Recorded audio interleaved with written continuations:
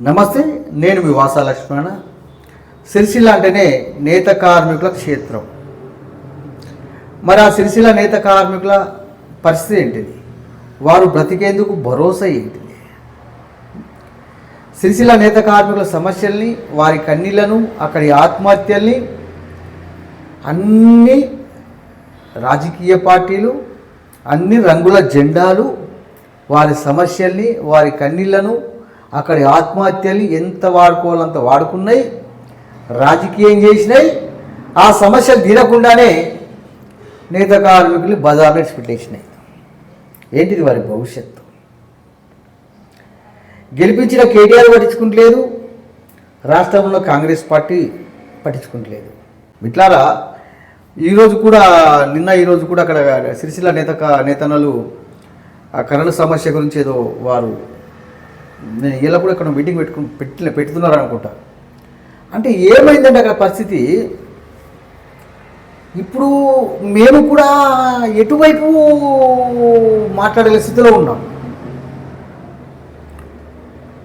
ఇప్పుడు గతంలో అది ఈ బతుకమ్మ చీరల అంశం కూడా చాలా లోతుగా అధ్యయనం చేస్తే రకరకాలుగా విశ్లేషణ, రకరకాల లోపాలు కనిపిస్తున్నాయి. అదంతా పక్కన పెడితే కాంగ్రెస్ పార్టీ అధికారంలోకి వచ్చిన తర్వాత కేటీఆర్ గారి పైన రాజకీయ కక్ష తీసుకునేందుకు నేత కార్మికుల పొట్టన కొడుతుంది కాంగ్రెస్ పార్టీ. ఇది ఎంతవరకు సబబండి? మీకు కోపం ఉంటే కేటీఆర్ పైన కక్ష తీసుకోండి కదా. ఎవరొద్దన్నారు? సిరిసిల్ల కాడ కాంగ్రెస్ పార్టీకి పద్మశాలు ఓట్లు ఇస్తలేరు కాబట్టి వాళ్ళు జామాగా యుద్ధమని కాంగ్రెస్ పార్టీ అనుకుంటుందా? నాకు అట్లే అనిపిస్తున్నది. ఇప్పుడు కాంగ్రెస్ పార్టీ వచ్చిన సంవత్సరాల కాలంగా బతుకమ్మ చీరలు కాదు, ఇందిరామహిళ శక్తి చీరలు అన్నాడు. ఏ శక్తి చీరలు లేవు.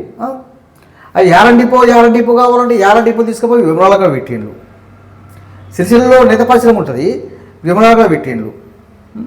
మరి అక్కడ కూడా ఏం లేదు. యాలం డిపోలు రెండు టేబుల్, 4 కుర్చీలు, తుమ్మకాయ మాత్రమే. ఈ రాజకీయాలు తీరేట కనిపిస్తుందంటే, అరే అమ్మ సిరిసిల్ల కాడ ఒక నేత కార్మికుడు ఆత్మహత్య చేసుకుంటే వచ్చి మా రాజకీయం చేసుకుంటుంటాం కదా అని చెప్పి ఆ విధంగా చూస్తున్న రాజకీయాలు. మరి ఎంతకాలం రాజకీయాల చేతులు బలైపోదాం మనం?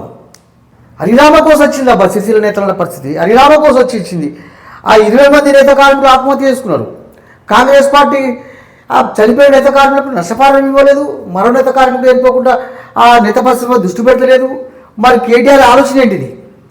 కేటీఆర్ గారు మీ ఆలోచన ఏంటిది? ఇప్పుడు మీరు అక్కడ శాసనసభ్యులు, మీరు గత అసెంబ్లీ ఎన్నికలు ఏం చెప్పిందండి? స్థానికంగా ఉంటా మీ సమస్యల పట్ల దృష్టి పెడతా అని చెప్పిండ్రు. మీ పార్టీ గొడవలు మీకు ఉన్నాయి, మీరు స్థానికంగా మీరు ఉండలేరు. ఆ 20 మంది నేత కార్మికులు చనిపోతే వారికి ప్రభుత్వం నష్టపరిహారం ఇవ్వలేదు, మీరు ఇప్పించడం లేదు, మీరు ఇవ్వడం లేదు.